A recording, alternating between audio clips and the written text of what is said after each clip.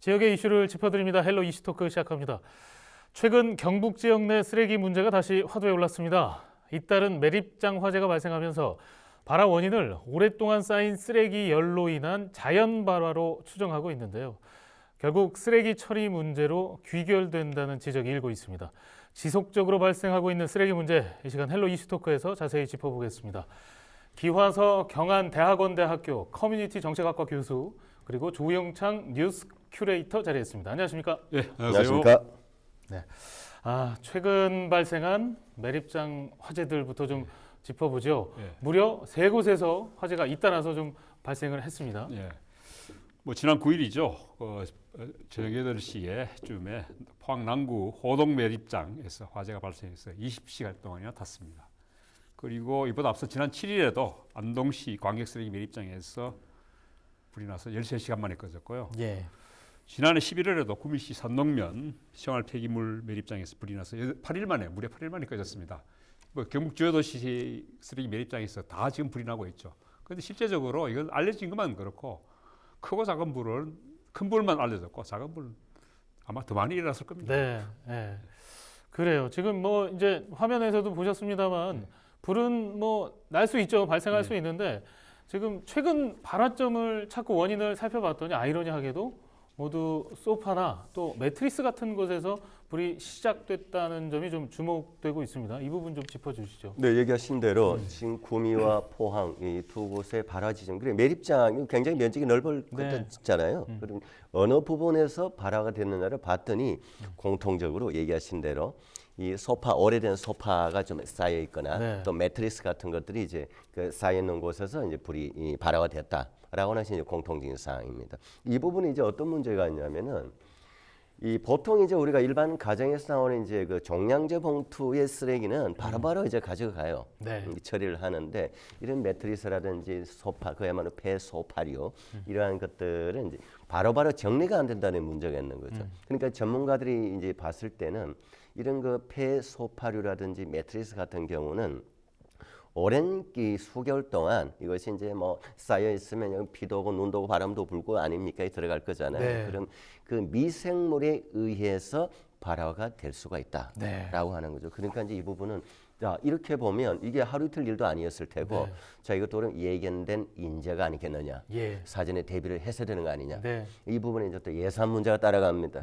예산이 바로바로 이 뒷받침이 되어주지 않으니까 이러한 것들을 전문적으로 치우고 정리하는 이제 일종의 뭐 폐기물 관련되는 쪽에서 이제 치우지를 제때 못했다는 거죠. 그러한 상황입니다. 결국에는 뭐 방치돼 있었기 때문에 그것이 원인이다라고 볼 수도 있겠는데요. 소방본부에서 내놓은 자료들을 좀 더 살펴보니까 실제로는 원인 미상, 그러니까 고의적으로 낸 불로 의심되는 사례들도 좀 많다고 합니다. 고의 화재 가능성을 두고도 좀 논란이 일고 있는데요. 이 부분은 어떻게 좀 분석을 해야 될까요? 사실 과거 쓰레기 매립장에서 쓰레기가 좀 태우게 됐었습니다. 요즘은 안 그러겠지만은 실제적으로 그 쓰레기 매립장에서 불이 날 때마다 고의로 불을 질른 거 아니냐 이 이야기가 꾸준히 제기됐습니다. 그런 말이 계속 나왔었죠. 많이 그런데 나왔었죠. 이제 최근에 경북 지역에서는 자연발화 쪽에서 무게를 두고 있는 것 같아요. 경북 소방본부에서도 보면은 거의 한 2017, 18, 9년 그리고 20년까지 거의 한 30건 매해 한 30건 안팎의 화재가 일어난 걸로 조사됩니다. 그런데 실제적으로 아마 그 소방본부에 집계되지 않는 화재도 있었을 겁니다. 아마 있을 거라고 보는데. 원인별로 보면은 화학적 요인이 뭐 27.3% 정도, 그리고 원인 미상이 25% 정도 이렇게 이야기하고요. 근데 실제적으로 원인 미상이 상당수 되죠, 그죠? 그러다 보니까 이게 고의적인 방화냐, 원인 뭐 이렇게 되는데 원인 미상 화재라도 사실은 이게 주민 건강도 해치고 이게 악취라든가 이런 것도 풍기니까 분명한 그 예방과 감시가 필요하죠. 그래요. 지금 뭐 말씀해 주셨는데 지금 화재 원인에 집중해서 얘기를 좀 나눠봤습니다만 화재 원인도 원인이지만 결국에는 이제 화재가 발생하면 그 피해가 주민들에게 돌아간다는 게 문제겠죠. 아무래도 유해 물질이 배출되기 때문에 더 그렇겠죠. 이 부분 좀 더 짚어주시죠. 그렇죠. 보통 우리가 이제 이러한 그 폐기물을 소각을 할 때 이제 처리해서 가져가 소각할 때도 소각하는 상황에서 이제 배출되는 매연, 네. 그리고 이것이 이제 주변에 사는 이제 인근의 지역민들에게 이제 그 대기 오염으로 이제 이 변화되었을 때 이 그 건강의 문제나 이런 것이 이제 없는지를 확인해가면서 이걸 또 그 간격을 또 봐서 처리를 해요. 네. 어제 했으면 한 며칠 있다가 또 태운다든지 아니면 또 이제 그 이 매립 또는 소각도 이제 그 위치를 좀 달리 해가면서 시간차. 그렇죠. 네. 예. 그런데 이러한 경우는 지금 이게 오랫동안 쌓여 있는 상황이다 보니까 양이 어느 정도인지도 모르고, 그리고 또 하나 문제는 이러한 것을 관리하는 것이 이제 재활용 관련된 업체들이 이제 가지고 가서 재활용이 가능한 것을 분리하고 또 소각을 한다든지 이런데 이러한 것을 가지고 가는 재활용 업체의 어떤 그 사업장 자체에 대한 관리가 지금 안 되어 왔다고 봐야 되는 거죠. 그러니까 이제 상황이 이렇게 되면 당장 이번에 생긴 이런 이 매립장의 화재 자체가 문제가 아니고 2차적인 오염의 문제, 그것은 다시 말하면 이제는 그 인근에 사는 지역민들의 삶의 문제와 직결되는 문제가 되기 때문에 이건 굉장히 우리가 주의 깊게 봐야 되는 거죠. 네, 그래요. 그래서 빨리 좀 시급하게 해결돼야 될 과제인데요. 그런데 또 이런 얘기도 들리더라고요. 이번 포항 화재 이후 피해액은 10억여 원인데 본의 아니게 예산을 좀 절감했다. 뭐 이런 식의 얘기도 들리던데요. 이거 무슨 내용입니까? 저도 사실 그 화재 피해액이 10억 원이라는 산출 근거가 저는 사실 뭔지 궁금해요. 전부 쓰레기인데 쓰레기도 이게 물론 뭐 돈이 되는 쓰레기는 있겠습니다만은 실제적으로 쓰레기 처리 비용이 하여튼 그 처리를 해서 사던 쓰레기 9천여 톤 중에 4,500톤이 지금 불탔다고 해요. 그 중에 이제 그 매트리스나 침대 매트리스나 소파 같은 이런 생활 가구들 사놓은 무더기에서 발생했는데 이것을 사실 재처리하는 비용이 사실 상당히 발생해요. 그래서 포항시에서 이걸 비용을 한 5억 정도 준비해서 뒀었는데 불이 타버렸으니까 그 돈이 사용 안 해도 되게 된 거죠. 예산 절감한 거죠, 사실. 불이 나서. 그런 측면에서. 그래서 불 탄 제 때면은 다시 매립하면 되니까. 근데 사실 저는 10억 원이 어디서 나오는지 그건 사실 잘 모르겠습니다. 대략적으로 환산해 보면 그 정도 될 것이다라고 추정하는 거죠. 그렇죠. 뭐 생활 쓰레기도 사실 뭐 재사용할 수 있는 거 있으니까 뭐 그렇게는 되겠지만은 좀 10억은 좀 그거 없는 이야기 같고 처리 비용이 5억 원. 그게 절약했다는 건 그거가 있을 것 같습니다. 그래 어찌 됐건 금액은 떠나서 절감됐다라고 좀 보면 될 것 같은데 그런 논리도 있다라는 걸 지금 소개는 해드린 거고요. 이런 의심 때문에 고의 방화 이야기가 계속 나오는 거예요. 그렇죠. 그 예전에 기자 시절에 수년 전에도 이런 얘기는 매립장 화재에 대한 얘기는 꾸준히 나왔었죠. 그렇죠. 겨울철 되면 또 공장에 화재도 한 번씩 나거든요. 불경기 업종들이 공장에 화재가 자주 나죠. 이것도 또 예전 취재 시절 얘기하신 거지. 아우야 목이 메네. 갑자기 이건 개인 의견입니다. 취재 정확한 팩트나 이거는 과거 뭐 사례를 드신 게 아니기 때문에. 제가 뭐 방화냐 실화냐 얘기 안 했습니다. 그냥 화재가 자주 난다는 얘기죠. 팩트만 그냥 그렇게 추정할 수도 있다라는 얘기를. 괜한 질문을 드렸네요. 자, 다음 질문으로 좀 넘어갈게요. 이런 매립장 화재 좀 근본적으로 좀 원인도 살펴보고 피해도 살펴보고 다양한 얘기를 나눴는데 어떻게 대응하는 게 좀 좋겠습니까? 좀 막연한 질문이긴 합니다만 뭐 뾰족한 대책이 있겠습니까? 좀 어려운 질문입니다, 사실 이게. 그런데 한편 생각하면 가장 간단한 겁니다. CCTV 달아야죠. 근데 이런 경우 보통 이런 매립장에 사람이 어떻게 일일이 있을 수가 있습니까? 그러니까 뭐 악취도 있고 뭐 공기도 안 좋고 거기에 여러 가지 또 이 매연도 나올 수 있는데 그러면 어쨌든 기계에 의한 감시 감독, 다시 말하면 이제 현대 시대 가장 많이 이용하는 CCTV를 활용해야 되는데 그 CCTV도 빨리 설치를 해서 감지를 하게 해야 되고 또 그걸 또 이제 모니터를 하는 사람이 또 있어야 되잖아요. CCTV 설치만 해놓으면 뭐 합니까? 예를 들어 우리 이제 산불 많이 경험하잖아요. 산불도 그러면 산불이 날 수 있는 곳에 이 전국토의 많은 곳에 CCTV를 얼마나 달아야 그게 관리가 되겠습니까? 그러면 예전에 통계를 봤을 때 비교적 발화가 좀 되었거나 산불이 났는 곳 인근을 중심으로 해서 CCTV를 단다고 하더라도 이 인력이 많이 들어가야 되는 거예요. 이게 비용도 또 들어가야 되고. 근데 여기에 문제가 뭐냐면 이제 이거 매립장의 문제는 쓰레기 매립장 이번에 이런 사건의 문제는 또 법률의 한계가 있어요. 법률의 한계가. 예를 들면 불이 났으면 화재가 났으면 그걸 또 어떻게든 빨리 진화하고 하는 거야. 그러면 기본적으로 1차 초동 대응을 하지만 그로 인해서 생기는 뭐 매연이 생겼다든지 그 인근에 사는 지역민들에게 오염의 문제가 생겼을 때 다시 말하면 2차 사태에 대해서는 폐기물 관련된 법률에 적용되는 규정이 없어요. 그다음 또 하나 문제는 뭐냐면 방금 제가 CCTV로부터 해서 이제 대형 방안을 얘기를 했는데 이것도 보통 우리가 시설물 내 예를 들어 건물 내에 있는 경우에는 법률적으로도 CCTV를 설치해야 된다. 그리고 스프링클러도 설치를 해야 된다. 돼 있지만 이런 매립장은 야외 공간이거든요. 그리고 법률이 없는 겁니다. 규정이 없어요. 해야 된다. 하지 말아야 된다는 게 엄격하게 없는 겁니다. 그러니까 이런 문제가 있는데 지금이라도 저는 이러한 문제를 대응할 수 있는 것은 어쨌든 간에 매립장 인근 그리고 곳곳에 CCTV를 설치해서 감시 감독할 수밖에 없다. 또 그걸 모니터링할 수 있는 인력의 배치가 뒤따를 수밖에 없다라고 생각을 합니다. 그래요.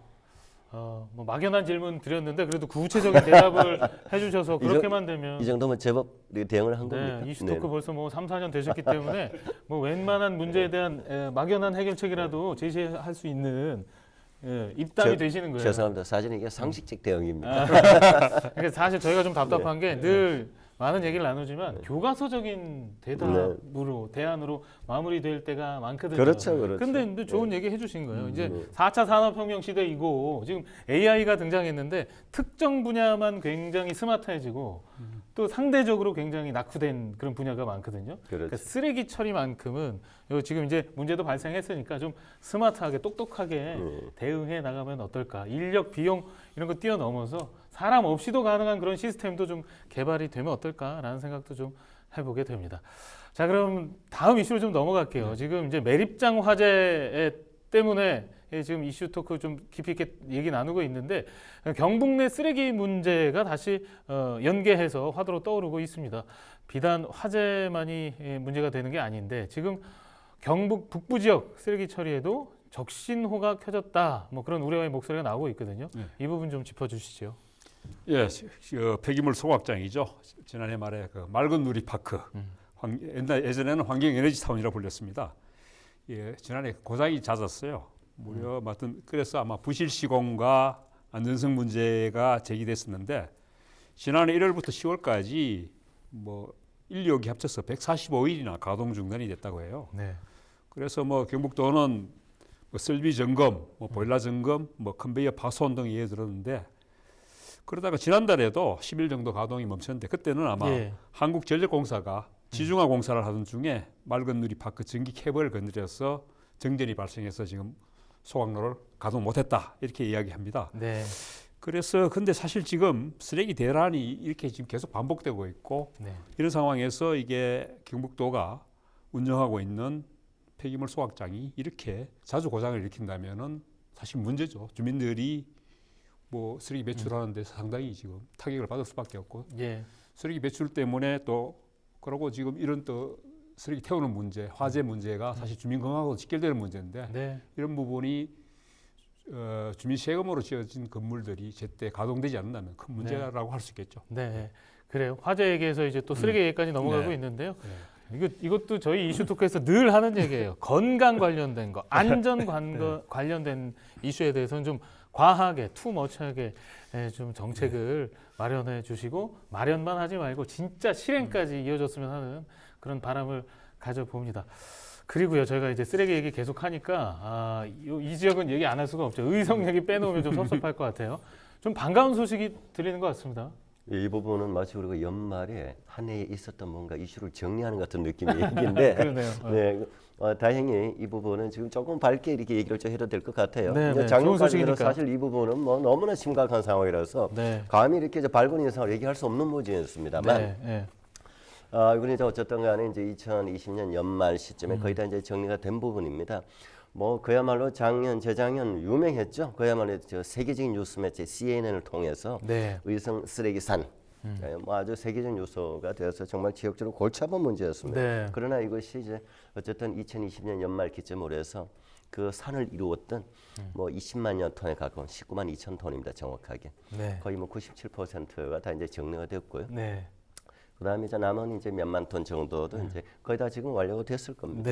됐고, 그러면 이거 어떻게 채웠느냐? 이 많은 걸 일본은 이제 재활용하고 또 재활용도 어떤 그 내용물들은 보면 이제 그 연료로 사용이 가능해요. 시멘트 보조 연료로 이렇게 이제 또 변화도 시켰고 또 어떤 것은 아예 이제 소각을 시켰고. 또 이 업체는 또 어떻게 되느냐? 이 업체 유명한 업체인데요. 뭐 A 업체라고 칭하고 이 업체는 당연히 이 폐기물과 관련된 이제 인허가가 있잖아요. 이제 허가 취소했고 취소되었고 이건 당연히. 그다음에 또 사람은 또 어떻게 되었느냐? 이 업체 이 대표는 징역 5년에 추징금 14억을 선고받았습니다. 또 이 정도를 또 이 일을 저지른 곳은 이 대표만 있었겠습니까? 임원들이 있었겠죠. 임원들에게는 징역 3년에 같이 추징금은 14억을 선고받았습니다. 그리고 동시에 이렇게 큰 이 산을 하나 치우다시피 했는데 돈이 얼마나 들었겠습니까? 국비, 지방비 다 합해서 돈이 한 200~300억 이상 들어갔죠. 이런 돈이 이제 행정대집행이라고 해서 이 행정대집행한 비용을 이 업체 구상권에 이제 청구한 이런 상황인데 어쨌든 이제 처리는 좀 되었다고 하는 걸 전체적으로 제가 말씀을 드렸고 그러면 이 시간 이후에 또 이러한 일이 없도록 하기 위해서 어떻게 해야 되느냐 이거 중요하잖아요. 그래서 이제 환경부가 이제 도입한 것이 이 폐기물은 이렇게 처리됩니다. 배출한 곳이 있고 이것을 또 운반하는 업자가 있고 이걸 또 이제 운반해서 어디 마지막에 갖다 주면 거기서 매립을 하거나 소각을 하거나 처리하는 업체가 있죠. 세 군데가 연결이 되는데 시스템상 GPS를 설치하게 한 겁니다. 이제 운반하는 차량. 그러면 이제 그 GPS를 통해서 이제 그 빈도를 보면 이것이 적정량의 허가 기준을 넘어섰다 안 넘어섰다 추정이 가능하거든. 그래서 이런 것은 그야말로 아까 얘기하셨죠. 스마트 기술이 도입됐네요. 그렇죠. 이 정보 기술, 그야말로 IT 기술 그리고 이제 AI 이 인공지능 이러한 기술들이 결합이 되어서 현장에서 이제 적용이 되고 또 이러한 것을 이제 시스템을 등록하는 것이 환경부 이제 올바로 시스템이라고 이제 만들어졌습니다. 이러한 시스템을 통해서 이제 주기적이고 또 유기적으로 이제 관리가 되게끔 시작이 되었다. 라는 부분에서 뭐 대단히 밝은 뉴스가 아닌가 싶습니다. 그래요. 이게 의성 사례는 정말 골맛 터질 때까지 기다렸다가 행정이 좀 나서지 안 되면 안 되는 상황이었잖아요. 뒤늦게 너무도 뒤늦게 대응을 했습니다만 그래도 지금 잘 된 사례로 저희가 좀 벤치마킹해도 좋을 것 같습니다. 그래요. 그리고요 다음 얘기로 좀 넘어가겠습니다. 상대적으로 좀 관리가 어려웠던 농촌 지역에 좀 주목할 필요가 있을 것 같은데요. 쓰레기 공동 집화장을 설치 운영해서 좀 지자체들이 좀 호응을 얻고 있습니다. 경주 사례를 좀 소개해 주실까요?